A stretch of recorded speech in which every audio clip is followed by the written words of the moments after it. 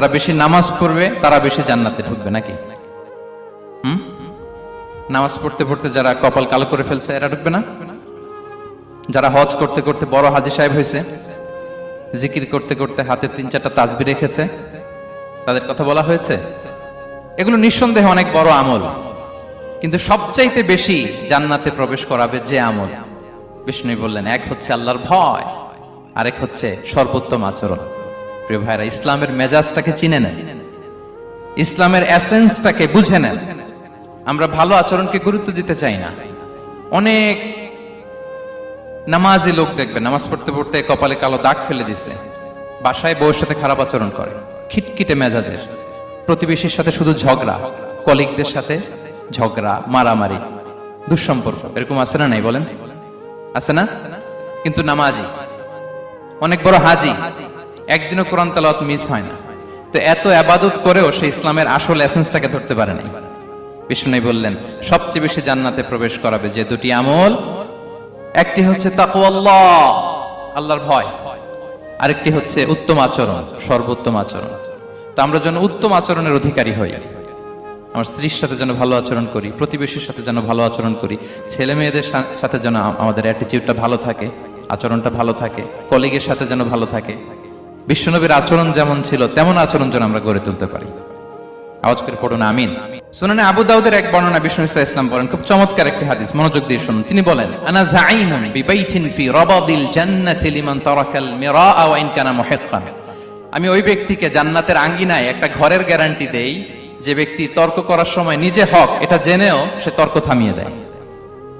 অনেক সময় হয় না, অনেকে পায়ে পাড়া দিয়ে ঝগড়া করতে আসে, এরকম আছে না নাই? আপনি চুপচাপ দেখবেন একটা বাজে কমেন্টস করতেছে, আবার কমেন্টের নিচে কমেন্ট, আবার গালি, হ্যাঁ আছে না এরকম? বিষ্ণু বলেন, নিজে হক এটা জানার পরেও আর যাতে তর্ক না বাড়ে, যে তর্ক থামিয়ে দেয় জান্নাতের আঙ্গিনায়, তাকে আমি একটা ঘরের গ্যারান্টি দেই। ওয়াবিবাইতিন ফি ওয়াসাতিল জান্নাতি লিমান তারাকাল কাযিবা ওয়া ইন কানা মাযিহান।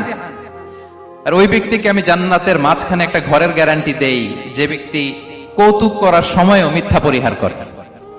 করতেছে কৌতুক, ফান করতেছে আর কি, হি ইজ কিডিং, পান করে, কৌতুক করে, কিন্তু কৌতুকের সময় সে মিথ্যা বলে না। এই স্বভাব যাদের, তাদেরকে আমি জান্নাতের মাঝ বরাবর একটা ঘরের গ্যারান্টি দেই। এরপর বিষ্ণু কি বলে দেখেন, তিনি বলেন, ওয়াবিবাইতিন ফি আ'লাল জান্নাতি লিমান হাসানা খুলুকাহ। আর জান্নাতের একেবারে হাইস্ট পিক অফ প্যারাডাইস, জান্নাতের সর্বোচ্চ স্তরে আমি একটা ঘর বা একটা বাসভবনের গ্যারান্টি ওই ব্যক্তিকে দেই যে তার আচরণটা সুন্দর করেছে, যে সুন্দর আচরণের অধিকারী হয়েছে, তাকে জান্নাতের হাইস্ট পিকে আমি একটা বাসভবনের গ্যারান্টি দেই। তাহলে বলেন তো, আমাদের আচরণটা সুন্দর করার দরকার আছে না নাই? এটা খুব ছোটখাটো একটা আমল, তাই না?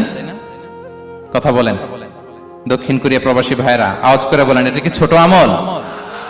দেখলে সালাম দিব, সুন্দরভাবে কথা বলবো, ভালো উইশ করব, হ্যাঁ, হিংসা জিঘাংসা অহংকার থেকে মুক্ত থাকবো, খিটখিটে মেজাজের হব না, অলওয়েজ স্মাইলিং ফেস থাকবে আমার, হৃদ্যতাপূর্ণ আচরণ। এই কাজটা কি ছোট আমল?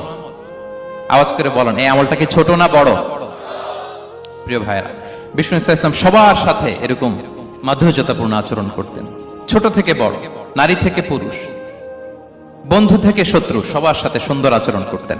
এবং তার এই চমৎকার আচরণে মুগ্ধ হয়ে তার অনেক শত্রু মুহূর্তে তার বন্ধুতে পরিণত হয়েছে।